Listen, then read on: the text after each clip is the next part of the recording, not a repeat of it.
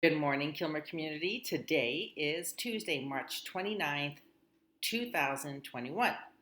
Our core values are respect, responsibility, and empathy. We continue to focus on empathy and positive talk, positive self talk.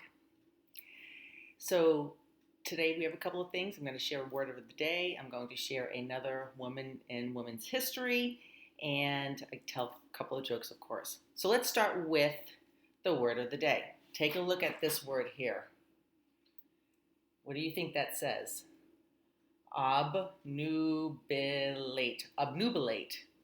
And where does it come from? It comes from the Latin word obnubilat, which means covered with clouds or fog. So using it in the sentence, here's one example because it can be used in a couple of ways.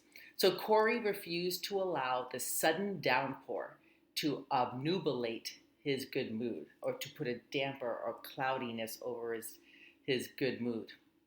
Or the overcast skies didn't obnubilate the car's newly waxed gleaming exterior. So even with overcast skies, you could still see the shininess on the car, on the waxed car. So the person that we're going to speak to today is someone who would not allow the violence around her to obnubilate her spirit and continue to have her move forward and fight for opportunities for women. So let me introduce to you this young lady.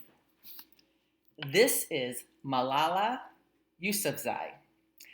She was born in Pakistan in 1997, so she's not that old. Today she's about 23 years old. Her family practiced the religion of Islam and was part of the ethnic group known as Pashtuns. Her father was a teacher and ran a number of schools, including schools for all girls.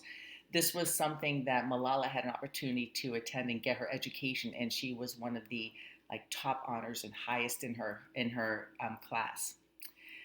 When she was about 10 years old, the Taliban, which is a strict Muslim group, began to take over that region and demanded that all people follow strict Sharia law, which would also prevent women and girls to be educated. They forced girls' schools to close down, and if those schools did not close down, they would burn them or destroy them. So her family ended up fleeing, and even so, her father was an advocate of education too, and the British Broadcasting Corporation, the BBC, reached out to him to see if he had any young ladies who would be willing to write about their experience under the rule of Taliban. So at age 11, she gave her first speech that was called "How Dare the Taliban Take Away My Basic Right for Education," and that was publicized all over Pakistan. She began writing a blog for BBC under the pen name Gul Makai, which is a heroine from Pashtun folk tale. And the blog discussed her daily life, living under the Taliban, and from this, it made her become famous. In 2009, she was featured in 2 documentaries about the school shutdown and her experience. That same year, the Taliban changed its rules and allowed girls to go to school. This is the Pakistani government was able to regain control of that area. When she was 14 years old, she received awards for her work. She was awarded Pakistan's first National Youth Peace Prize, which was later named the National Malala Peace Prize. Now, here's something. The Taliban still existed, and they were not happy with her speaking out about education for girls. And so someone from the Taliban attempted to take her life. And she ended up getting shot in the head and had to be rushed to the hospital. They weren't sure if she was going to survive, but she made a full recovery. And 6 months later, she was back getting her education. This didn't stop her from speaking out and advocating for education for girls. On her 16th birthday, she gave a speech to the United Nations, and she wasn't looking for revenge on the Taliban. All she wanted was peace for her country and for girls to be able to get an education. So she received a number of awards, like I mentioned, including being the youngest person to receive a Nobel Peace Prize in 2014. She also wrote a best-selling book called I Am Malala. In 2013, Times Magazine recognized her as one of the most influential people, and the United Nations named July 12th as World Malala Day. Today, she is an Oxford University graduate, and she lives in England and with her in the United Kingdom with her family.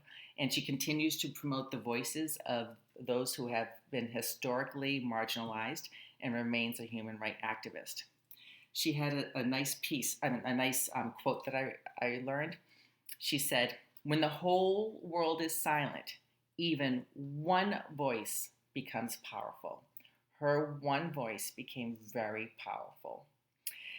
So if you want to learn more about her, you can check out Dexter and the Britannica for Kids and get some more information like I did. Excellent, excellent, excellent. Great person. All right, and then now as we close out, I do want to share a couple of jokes. So Morgan Loney. Morgan in Mr. Kernan's class, grade 3, sends me this joke. What do turtles do when they get good news? I like this one. What do turtles do when they get good news? They celebrate. Celebrate good times. Come on. Yeah. That was a funny one. And then Aiden from Miss Lundy's grade 4 class sends in, what do you call a magic dog? What do you call a magic dog? All right, you ready? A labragadabrador. I just find that hilarious. A labragadabrador. You can tell that one. You can tell that joke at home. All right. All right. Well, on that note, today is Playworks recess time. So make sure you tune in if you want to work with Coach Jonah. And